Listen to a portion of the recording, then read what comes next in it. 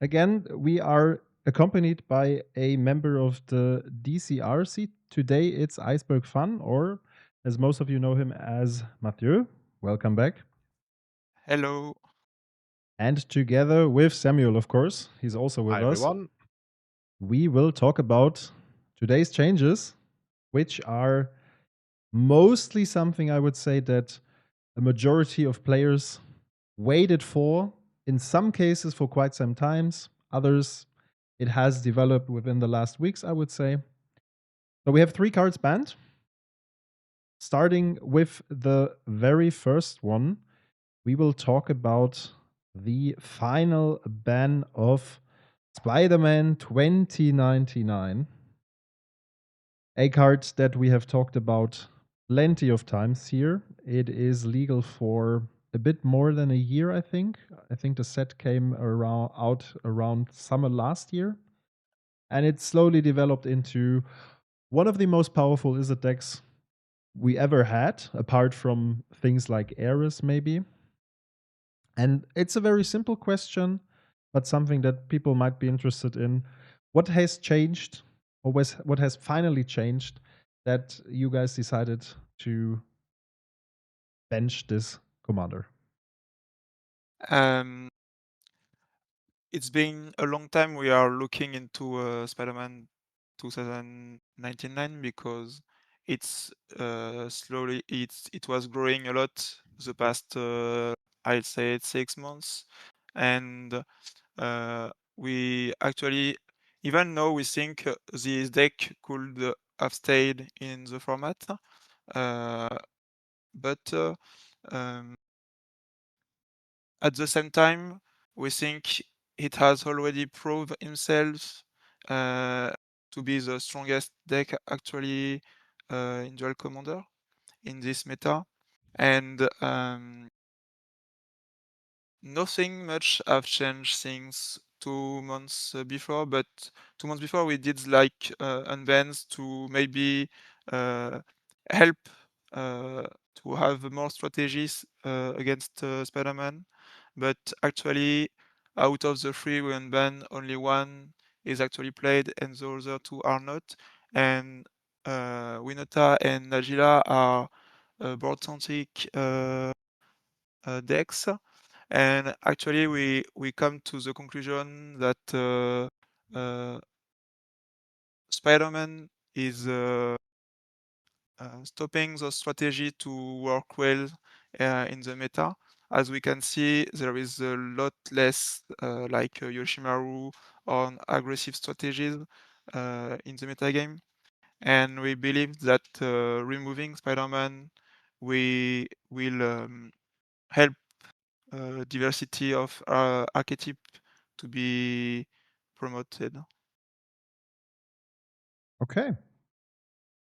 Yeah, I think that was at some point was to be an expected change. I mean, when you say you try to do unbans to help tackle the Spider-Man meta game, I think it goes in a direction of Emery and Vinota, not so much Najila. I have personally not played Vinota against Spider-Man, but I know that Emery had a rather good matchup, at least from my testing. Nonetheless, it's a card that we debated about again and again and again. And I think, yeah, for the sake of not only having like a healthy format in regards to play patterns and play experience and stuff, but also I think we saw a decrease in tournament activity in several communities over time. And I guess it was in the end a good, a healthy decision to finally axe Spider-Man. I mean, we could have gone on and on and on and on trying to like find solutions, and people were even debating about uh, banning either of those enablers, like those combo enablers. But I think the ban list is already quite dense. We have lots of cards, which makes it not so easy to understand for newer players. Or not understand, but getting into the format, having less cards to think about is mostly easier.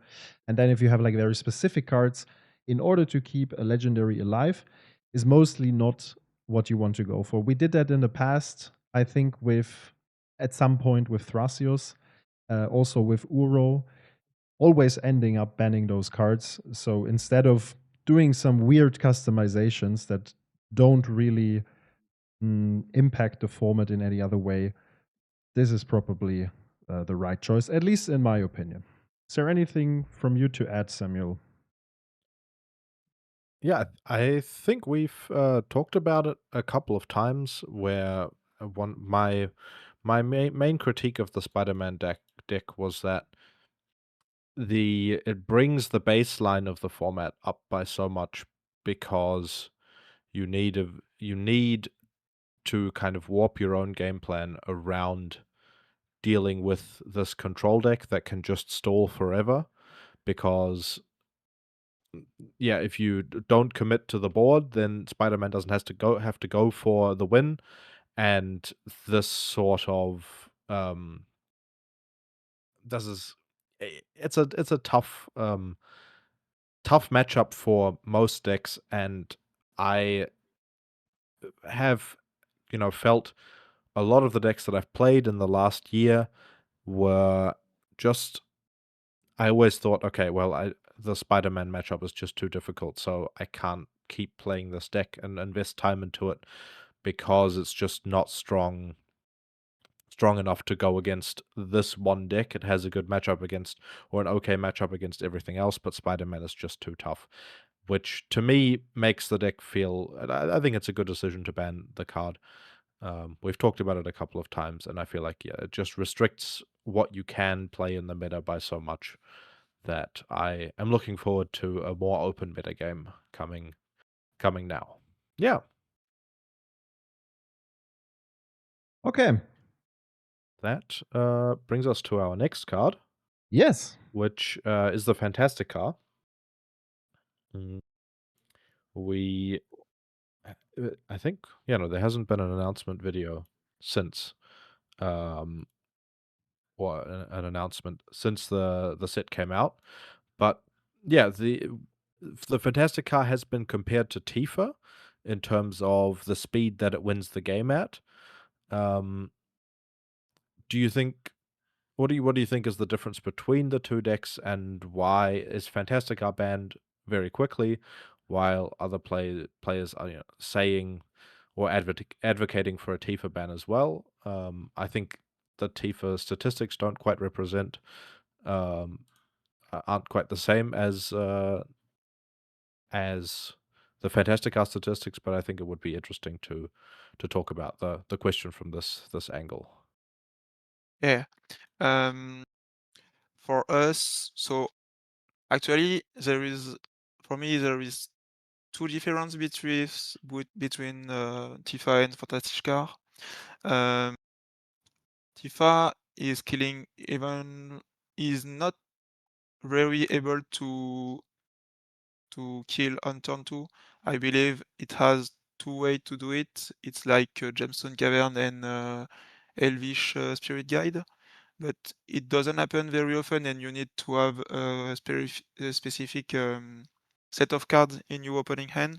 Uh, at the contrary, there is a lot more cards that permit Fantastica to do his combo turn 2. It looking at stats, it's around 20% when you play all the zero cost artifacts. So 20% to be able to do 16 damage. I think it's a lot. Like it's almost one game out of four you were able to win on turn two. It's pretty mind blowing when you think about it. In this format, it's almost never happened. This kind of possibility. And the second point is the type of interaction you need to deal with it. For Tifa, you need to have removal. Uh, Often you need to have two removal, but you can have like one sorcery speed removal and one instant. It's working. You can have a card like you can play Voice of Victory and one removal. You can have cards who don't target, like player the black flare, and so all the things accumulated, you have a lot of possibilities to interact with it. And it's a lot less with Fantasticar because basically you need to have an anti-artifact and an instant anti-artifact even. And when you look at the possibilities, it's a lot restricted. Um, and so you are less able to interact with it, and with the speed Fantastica have in the game, even when you have interaction, sometimes can't you aren't able to use it fast enough. So for me, it's the main difference between the two decks. And the third point is the counter spells. I think when you play the Fantastica, you play a lot of rocks at 2 mana, and so you have B plan like very strong Saga B plan that turn around counterspell, and Tifa are a lot less able to turn around the counterspell. So a lot of time when Tifa is countered like 2 time, you basically can't replay it, or if you play it, you can't protect her with interaction at one. So this difference for me shows that Tifa is a little bit less resilient against counterspell than Fantastica, which is a huge difference actually, I think. Yeah, I personally I don't have much to add here. Just if you're curious to see how if you look at the CDF results, the top 64 decks are available. Have a look at the deck lists. People played very weird cards in order to tackle the Fantasticar, like very specific cards. I remember I've seen a Spider-Man on cam, and it was playing Siege Smash, I think the card is called, which has split second, and it either gives +3/+2 trample to target creature, or it destroys an artifact. And it's a nice suit for Spider-Man. The problem, as you said, is also against Tifa, you only have to have creature interaction, which most decks have. Against Fantastica, it's not only having the artifact removal, but also that, we have many modal-faced cards these days. And if we look at Tazigur, they can play Heritage Reclamation. That's a good card because you can recycle it with the last mode, exiling something from graveyards, and that's it. But many of those other cards, like an Abrade, is an okay card, but in some matchups, it's not really good. If you play against Tazigur, for example, Abrade is basically useless. It depends on the deck that you run it in. If you have Quintorius, then you can cycle it at some point. But, if you play Spider-Man and you have to play a Braid because of the Fantastic card, there might be other situations where it's completely useless. That's, to me, another aspect. You have to search for very exotic cards in order to deal with the matchup. Then, as you said, Matthew, it's often not enough to have those cards. And, it puts that much of a deck building restriction to the entire format that I think it's not a healthy thing to have that. We tinkered with it for a very short period. We saw it on the CDF stream. I think it proved in a very short amount of time. Also, if you have a look into Legacy, the dynamics in Legacy are obviously a bit different, and you have a sideboard and things to counter it. But still, it is pretty good for what it is. And as you said, in the command zone, just a bit too much, I would say. So yeah, with that, let's head over to the last change, which is the ban of Lumra. And that's a bit of an interesting one, I would say. Something that not everyone expected to happen. We also talked about this deck a couple of times, not necessarily in this stream here with you guys as a guest, but rather Samuel and me did like tier lists, and we always said Lumra is really powerful, did some great results at the biggest tournaments. All of a sudden, more or less, I would say, you decided to ban it. What is the reason for that? I have several questions here. Let's start with that. If we have a look at the 99, I know that people, for example, debated about City of Traitors. Some, including me, debated about Glacier Chasm. which are all part of the deck being as successful as it was. Was there a thought about tackling the 99 here, which in terms of City of Traitors could have also had an impact on the entire format, because many other decks abuse City of Traitors too, right? We see it in Emery, we see it in Cloud, Failure, whatsoever, Quintorius, etc., etc. Or Yeah. was it more like the commander that you had the foresight to say, well, if Spider-Man leaves and Fantastica leaves, we still have Lumra around, and it would still put too much pressure on the format, despite the fact that it's a very specific deck, and not everyone likes to play this archetype, and it's also quite hard to pilot. So it's not as much presented as the other decks that we talked about today. Give me your thoughts on that. Yeah. Actually, yeah, there is uh, few points. The first one, uh, we w- we were already we know that Lumra is really strong, and we thought when we will be banning Spider-Man, uh, it will be probably the best deck in the format, because even with Spider-Man in the format, it has a really good result.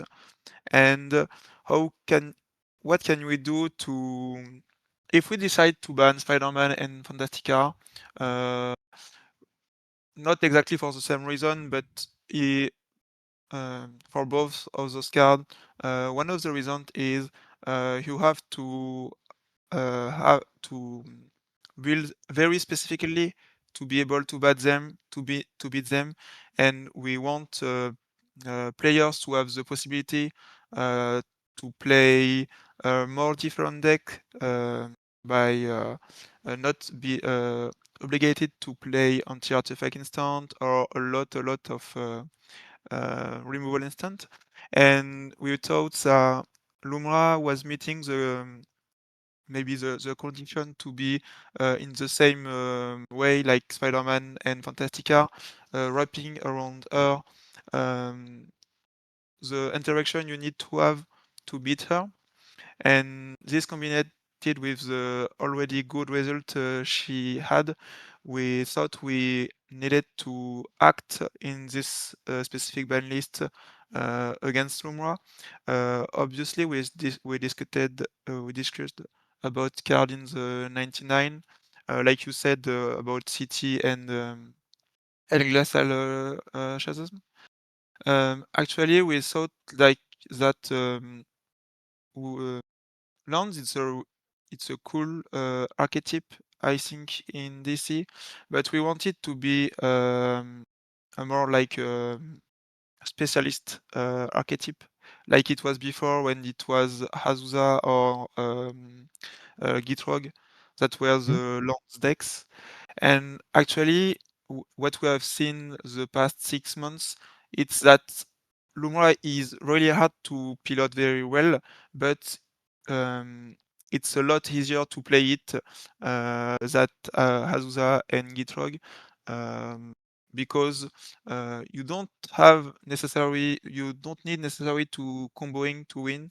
Often just playing Lumra and be able to recast it easily because you mill some lands uh, is already enough to win. So the difficulty to play the deck lowered a lot. And having in mind we still want to have lands in the format, we decide that Lumra was the right choice because um, City and Shazm are a good weapon lands need to have if they want to perform at least a little. And we want this to be able to happen. So that's why we choose to ban Lumra and not a card in the 99. Okay, that's lots Yeah, of input. yeah, I think that's really fair. Lumra is a deck that we talked about in our tier lists, and we've talked about a lot. We've played on the channel. I think on the channel it hasn't performed too well, but when you put a lot of time into the deck, I think you can pull out really, really, really good results, and it just has some draws that are so hard to beat. And I think it's also on the same sort of axis as Spider-Man, where the good draws that it has are just unbeatable for some decks. Like a Yoshi, um, really just can't do anything against a Lumra deck that puts a Lumra into play by turn 3 and then still has a way to tutor for a Glacial Chasm. You're just out of luck when you're playing against that matchup, and I feel like those sorts of things we really do want to avoid when that deck has good matchups against the rest of the field as well. And I think you talked about that a bit, and I think that's a good enough reason to say, okay, this deck is just so powerful against so many decks and is hard to interact with on an axis that um, you would need to sideboard a lot of cards for in order to interact with the deck. That Yeah, I think Lumra is a fine ban as well, and I'd also agree with the choice of leaving the lands pool untouched. I think there's a lot of cool brew space to explore in the lands pool, especially with powerful utility lands being printed every now and then, where in the future, if we do get more lands commanders that are on I think like a more fair power level, it's good to still have the glacial chasms and the city of traders in around in order to give space for people to brew with those cards when we have. And I think there's probably a lot of players that are playing Lumra right now are just going to switch back to Atsuza and still play an okay deck. I think the main reason people weren't playing Atsuza is just because uh, Lumra existed, Yeah. and now I'm not sure if it's still a tier 1 deck as it was when Wasteland was legal, but I think we can explore that now and maybe pop back into the lands archetype from an angle that is different than what Lumra is doing. Yeah. Yeah, I don't have much to add here, honestly. I think you've covered the most. It was definitely one of the changes I personally did not expect, but I can get behind the reasoning, and I think most players do. I actually always enjoyed playing against the deck, even if you had like a comparably bad matchup. I think it was like from a strategical aspect, it was very interesting to tackle. But you could also say the same against Spider-Man, to be honest. Yeah. Here we are. Cards are gone. Let's talk about a couple of more cards that our community wanted to hear about. Starting with a card that was banned for a long time, and it was unbanned at some point. I think for 4 months or something. It had like a similar performance as before, and then it was banned again. Since then, Edric was banned in 2019, if I remember correctly. Since then, we have 7 years of Magic development going on, and the metagame and the cards, everything changed drastically, I would say. So I thought this was actually a very interesting idea to talk about this card today. What are your thoughts, Matthew? Do you think this is a card that could be unbanned in the future? I know that we always talk about, yeah, we want to push certain archetypes or unbans want to, you know, um, give The purple. something for, yeah, have a purpose exactly. This card, if you look at it face value, doesn't add like a specific archetype that is currently missing in Duel Commander. Nonetheless, what are your thoughts about Edric? Yeah. Um, so we want first point when we do unban, obviously we want to have a purpose, but sometimes when cards are just too weak, even if they don't bring anything, it's always better, I think, to unban them than to let them on the ban list, because even if it's bad, if people want to play them, it's better for them. So I don't think every unban should have a purpose, even if it's better if it has one. Talking about Edric, obviously, like you said, 7 years is a lot. I think it's a card we can try again in the future. It's not unlikely that we won't try it again. Um, Actually, we chose to not unban cards in this announce because um, what we what we do for the last past year, we don't want to bring too much in one announce because we can't. If we do this, we can't see the impact on the format. Like I've said before, Winota, for example, for Winota and Agila, uh, it wasn't banned 2 months ago, and right now we still don't know what they are capable to do.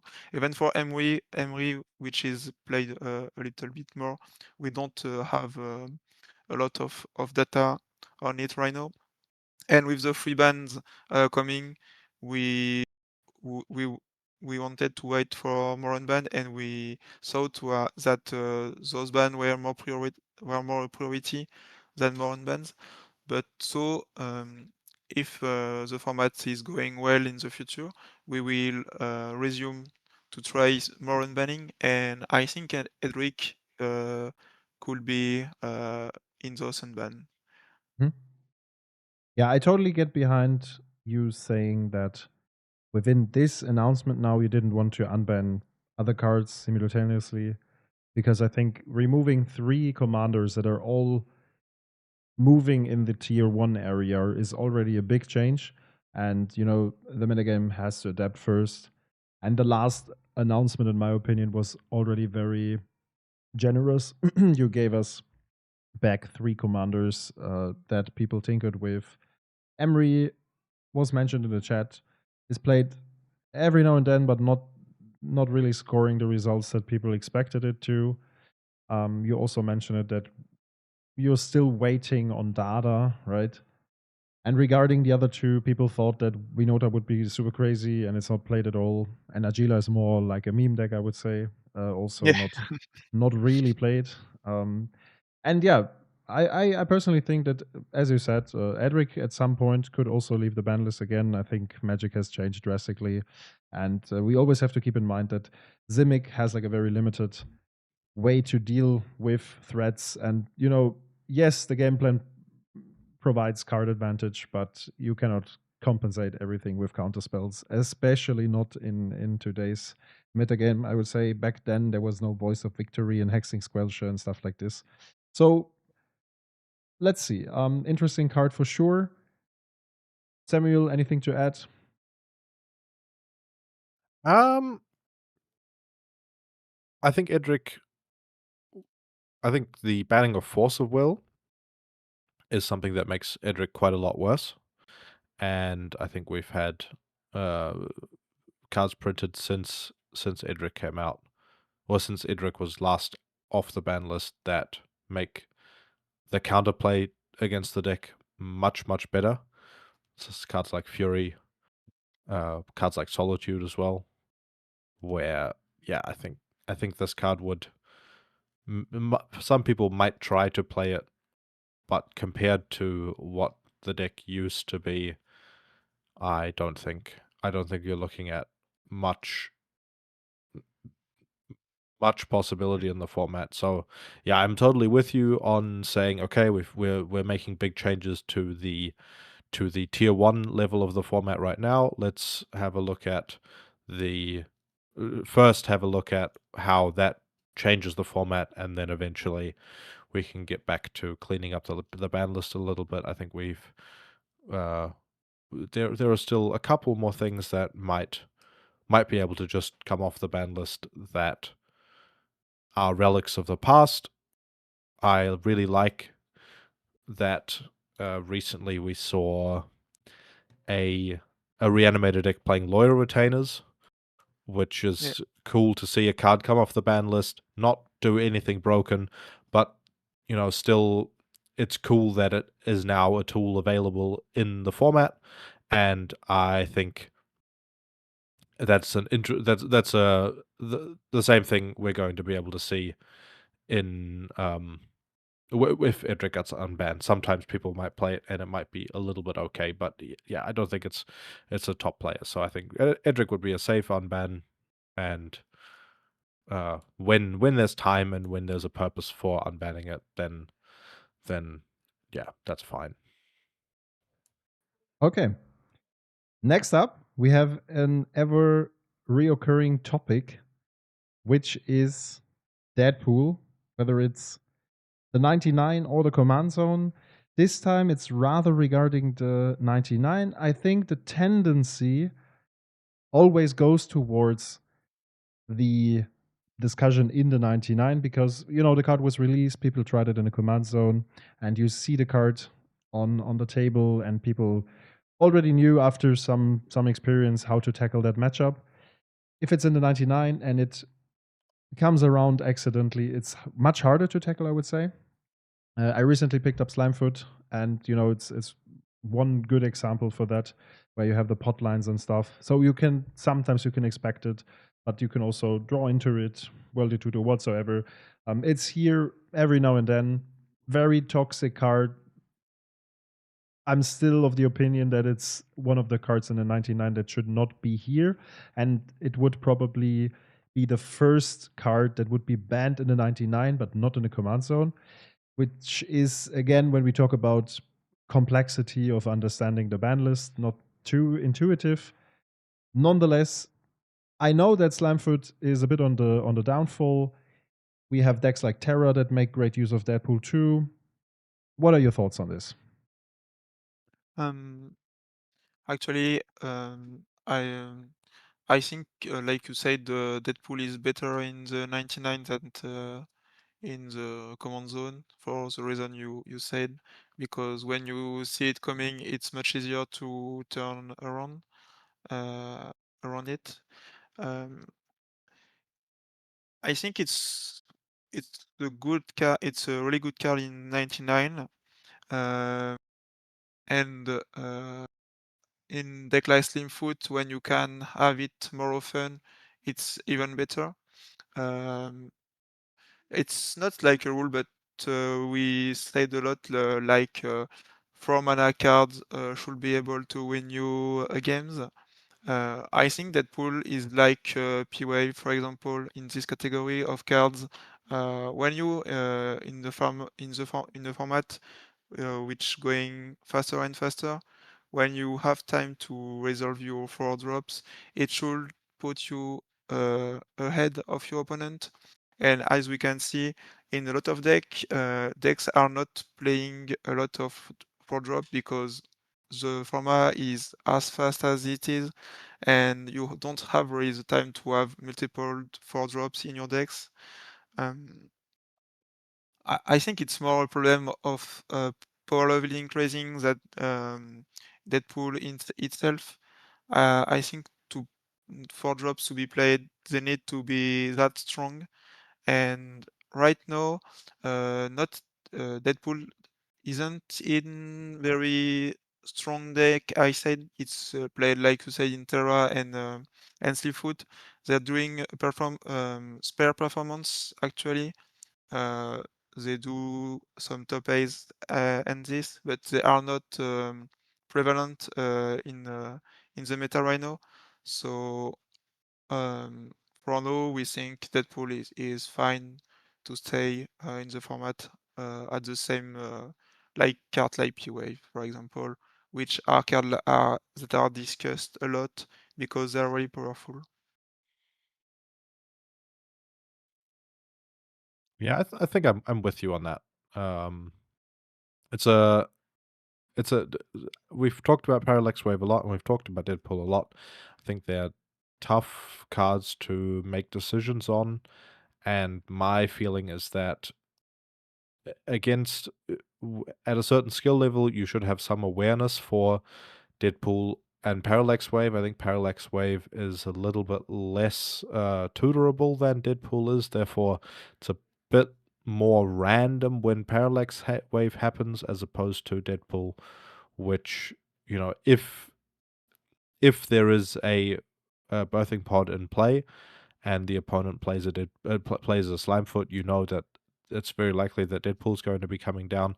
If that changes how you play, that's always a consideration. I feel like one of the aspects of Duel Commander is that you can play around a lot of stuff, but as opposed to other formats where at a certain point in the game sort of card advantage starts to matter, that point happens a lot later in Duel Commander and over the course of a game, where in Duel Commander I think often you just have to play your line and hope that it lines up well against what the opponent is doing, because waiting just doesn't really work. But yeah, I think that the card is, if there are decks that, if there are very prominent decks that start to take shape, which are very centered around a Deadpool, or have a lot of access to a Deadpool, then we might, it could be a consideration. But I think currently, I think the card is still fine. Okay. Thanks for your input here. Last but not least, we have. Oh, sorry. That was the wrong link, actually. We have a card for debate, which is here for ages. Everyone knows it. Back then, I think it was designed, with a very different uh, thing in mind. It was designed, flashing in a Sarah Angel and stuff like this is not really a problematic thing these days. We have lots of big creatures with very powerful ETBs. It is almost only used in reanimator decks, which are Aminato. Aminato is not very popular right now, but it's played on MTGO from time to time. It's much more of a thing in Terra. We saw it at the CDF. There was a specific deck list that was making good use of this card. It's not only the Ashen Rider line that is dangerous these days. We have a new card from, was it Marvel? I'm not sure. Or maybe the Ninja Turtle set on ETB, destroying 3 creatures. We have Galta, which would put more creatures onto the battlefield, etc., etc. Most of the time, you cheat the ETB. Plus, you also get the card into the graveyard to reanimate it back later on. And it is pretty hard to interact with it. There's things like Containment Priest that deal with it, but apart from that, it's only counter magic. And it most ends up in quite a toxic play pattern. So yeah, I'm personally on the side of banning this card at some point. I know that we talked about it in the past when Aminato was quite problematic. I think the solution was rather to take away things like balance. And I know that Terra is not crazy performing and omnipresent and stuff, so the result would probably, or your answer would probably be that, well, Flash is not that much represented that we have to take care of it.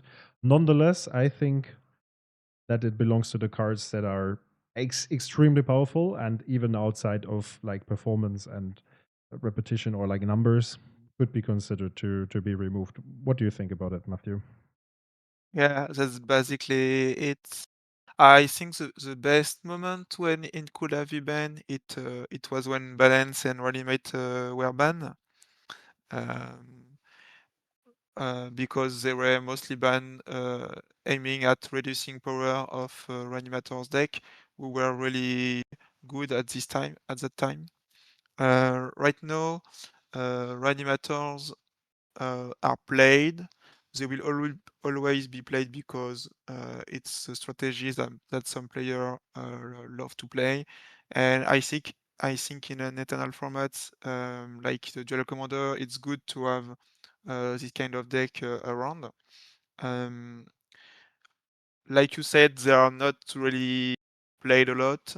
They are not they don't put great result right now, and so the card is not really played a lot, and it's the combo with you need to have two cards to make it work. It's so a lot of time you see the game when it's working, but you don't see the game where you have your flash in hand and nothing to flash with it.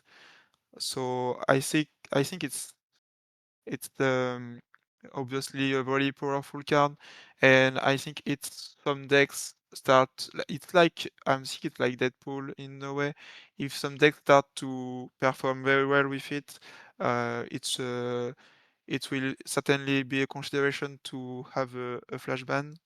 Right now, we think it's a card like that Reanimator need to have if they want to be at least performing a little, because we see in general a lot more card that playing with dealing with graveyard, like a good card you want to play even if you don't want to target a graveyard.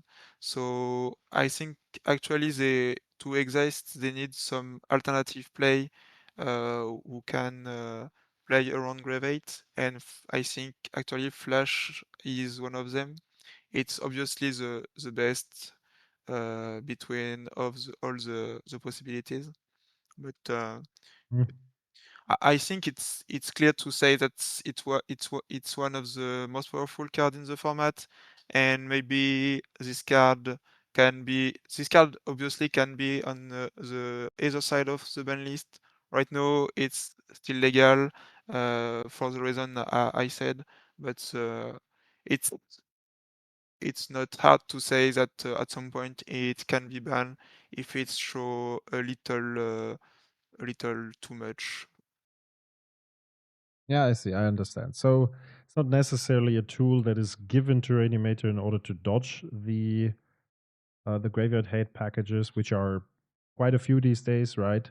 You yourself are playing Quintorios a lot. You know that you basically, or usually, you don't have a problem with graveyard-based decks, or let's say Reanimator decks for sure, or things like Emery and stuff. Then, in general, I think Emery and Tazigo and things like this put more pressure onto decks to board more things that would tackle the graveyard. Then again, I think for the reanimator decks, if we look at Terra again, there is sneak attack. Okay, it's very clunky. Needs some time to be set up. That's a fine card, I guess. Flash is another one. Flash is probably above the top, but yeah. So you're saying it's not. It's something that is here because the representation of the card is not that big, but once that changes and we get an even more problematic reanimator deck, like let's say we have something that supports the game plan even further, is it the, does the change or would the change go in a direction towards saying, okay, we at that point the commander is too strong? It's just like just imagination, right? I Yeah, can't even bring up a card right now, but would you say it could be that there's like a combined package of saying, okay, we have the reanimated deck, that's way too much. We will ban the commander, but Flash has been a problem for quite some time, and will also get rid of that at the same time. Or would you say it's rather it asks for a very specific situation to be banned? This is definitely one of the cards that can be tackled in the 99 that can have an impact, also towards having a healthier experience, in my opinion. yeah. Then again, the impact can also, as you said, and it's a fair concern. There are also situations where the card is just sitting in hand. You don't have a target. You don't get a timing to use it, and it just doesn't do anything, right? And that's a fair point too. So Um, yeah, Obviously, I think in the situation we have a specific commander who is printed, and it's a reanimator commander, and it's doing too well. I think it will depend be, because I think if it's only just the commander, maybe it's fine to still let flash in the format and just ban the commander. Mm. If it's resolved around being able to get flash in your hand, I don't know, but with which mechanic it will happen to be this way, but if it's this way, obviously it will probably be flash. I think like something like it fits a commander who work like Inala, who are needs Mhm. some specific cards to do his combo, for example, and this card happens to be flash. Uh, and without flash, the commander is fine. Maybe it will be better to ban flash. Um, Obviously, it's really hard to say because it's like hypothesis, and we don't really know what will it be until it's happened. Um, but for example, if more cards are printed for Reanimator in the 99, and we have like multiple Reanimator who are doing well, like Emmet or Terra or Aminatu even, at this point, I think it makes more sense to ban Flash than Mhm. another thing. Yeah, But that's exactly why I was asking, because whenever you have like a problematic reanimator commander, and because then, as we said, for example, with Spider-Man, we would usually not go for, or you would not go for banning reckless charge and things like this, but rather tackle the command zone because this is in the end the better decision, right? And then you have a problematic new command zone. You will end up banning the legendary instead of making changes to the 99 that might slightly decrease the win chance of the deck and stuff like this. So there has to be a certain scenario where Flash really is a centerpiece of a game plan. I agree to you. It might be difficult to get there. I mean, we had Flash Hulk uh, some time ago in other formats. It was a thing, so I was thinking about that. Not so present anymore, but yeah, maybe we will get something like this in the future for Duel Commander, and then it's finally time to X the card. I would personally be happy about it, but it is what it is. Okay, that's it. Those are the cards that we picked from our community to talk about today. We talked about 6 cards in total. I'm personally very happy with the update. I hope you guys are too. I think it will bring some fresh air into to Duel Commander. Regarding, sorry, Flash, Samuel, if you have any additional thoughts, you might be on the opposing side because you are a Terra enjoyer, and I know that you like to play very powerful cards. Flash is one of those cards. Yeah, I think a lot has been said. I think Flash is one kind of interesting aspect to this sort of to the thoughts about Flash is that if there is a strong graveyard deck or a strong reanimation deck, that the sideboarding that you do against that is to add more graveyard hate to your deck, and graveyard hate does not interact with at all with Flash. So the yeah, so like the powerful stuff that Flash is doing mm, is oftentimes going to go around basically any graveyard hate that you could be using, and the decks that we are seeing mm, built around the current kind of pool that we have for reanimation eh, are playing so many threats that Flash is basically always online. I think we talked about the list that made the third place at the CDF event, and that list plays, looking at it now, plays like 15 threats, most of which are good with Flash. And that just kind of means that the card Flash is just really hard to interact with in that specific pile. And I think in my experience, most of the demonic tutors that you're resolving are for Flash, because it's just two parts of your combo most of the time. And you do have some cards like Vaultborn Tyrant, Sin, Woodfall Primus, Gulta that kind of leave the board presence in play after the flash, or flashing like a Lumra or something. There are some really powerful lines with that I feel like are very new, that haven't been around since the last big consideration was made for Flash. But I also think that we should be seeing the card very present in the metagame if a ban is considered. I think that's something that annoyed me about the balance ban, when balance was banned, was that there was basically just the Aminato deck that was playing balance. It had very little presence in the rest of the format, and I think balance was mostly like a tool for niche decks, and I think Flash is similar, but of course more universally powerful. So there's a big deck building constriction to playing Flash, which makes it less powerful in kind of my eyes, but the strong Flash lines are just incredibly powerful. So yeah, interesting dynamic. I would say the decks that do play Flash use it to an incredibly powerful degree at the moment, and if that gets pushed more,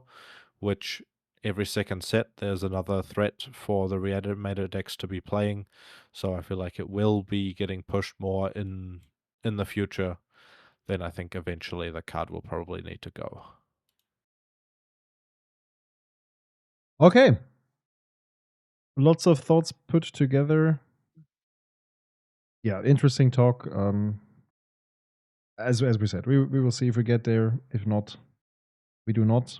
Let's see what the next Hobbit standard set has prepared for us. Something I'm very looking forward to. Yeah, me too. More because of the universe, not so much because I mean it would be cool to have a set with less legendary creatures, and it seems to be that. In comparison to Marvel, you know, those sets bring lots of cards that are relevant for format, and it's cool to have a set that has one or two cards for Euro 99, but not much more. Very refreshing, while still having a really cool design that fits into the Magic universe. But that's for another review on our channel. With that, I will wrap it up. Thanks to Matthias. Thanks for your time. And Thanks yeah, you too. Yeah. thanks for coming by and talking about the changes today. As I said, I think it will put some fresh air into Duel Commander.